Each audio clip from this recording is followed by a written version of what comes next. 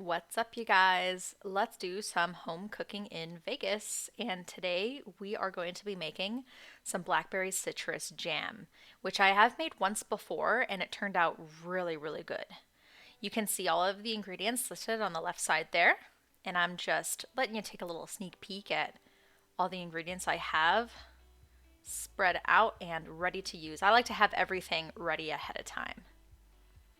And I also do have a very large stock pot full of boiling water and also a pot for our jam.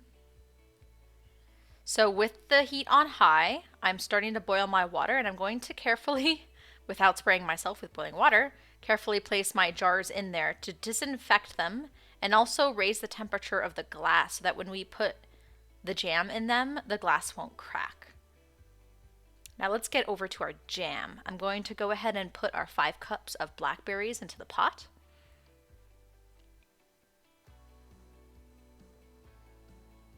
And here comes the juice and the pulp from the lemon and the orange. And I have this on high heat. I'm starting to bring that temperature up. And as you can see, the liquid is coming out of the blackberries. And pretty soon here, they're going to soften up enough that we can take a potato masher or a whisk, and we're going to go ahead and start mashing these up.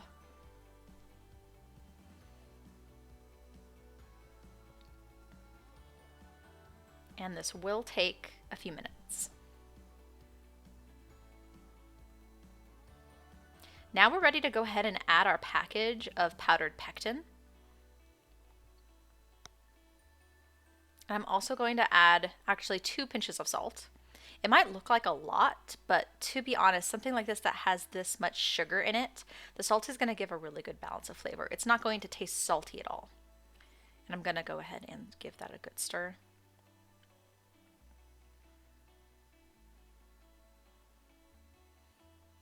And now it's time for our 6 cups of sugar.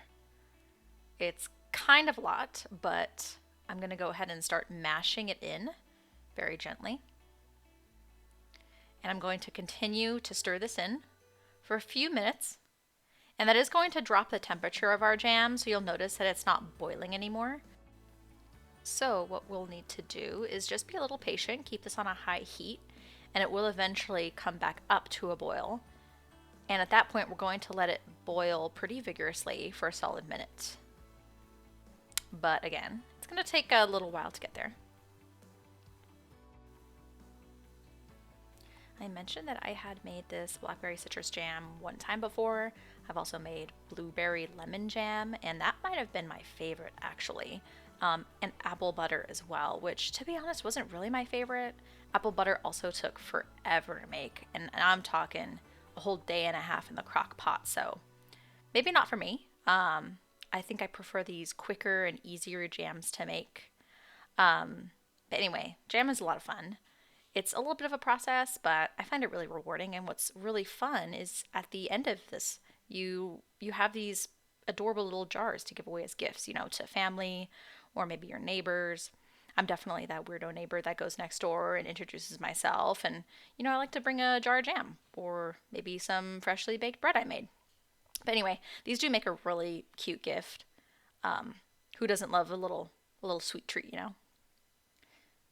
So at this point, we have brought it back up to that boil, which is perfect. So we're going to let this boil for a good minute.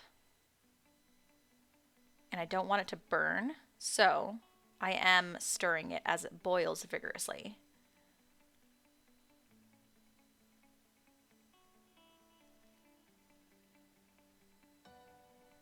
And at this point, I'm going to go ahead and turn off the heat because we have boiled it for a minute.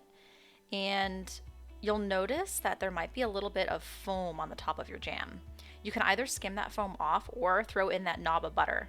And I really don't care to skim off all the foam.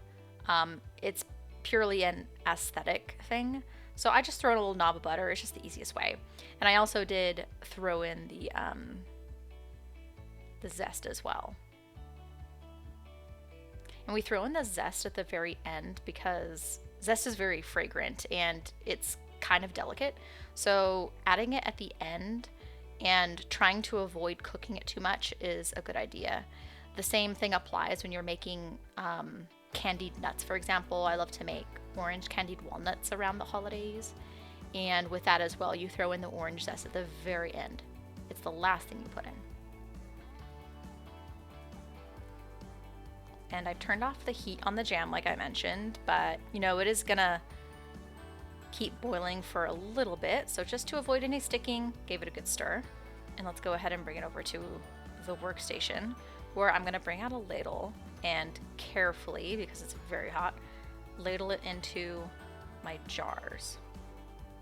I'm holding the jar here, but I did have to put it down and fill up the rest because the jar is very hot.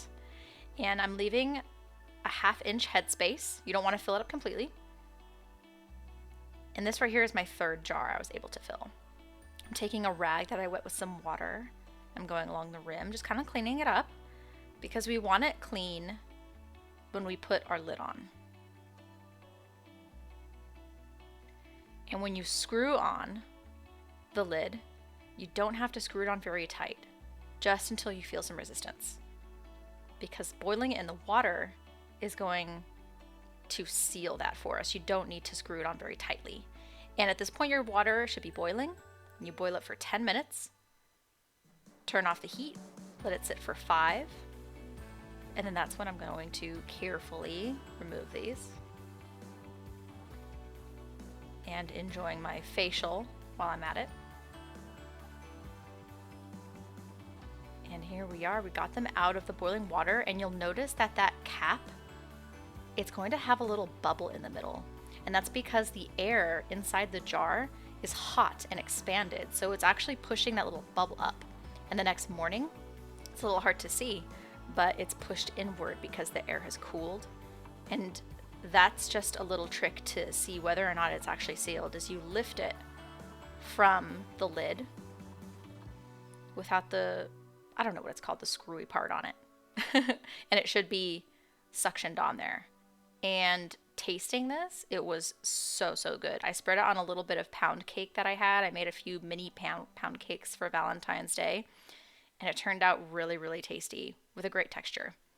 Thank you guys so much for watching. Let me know if you give it a try, and I'll see you on the next one. Bye.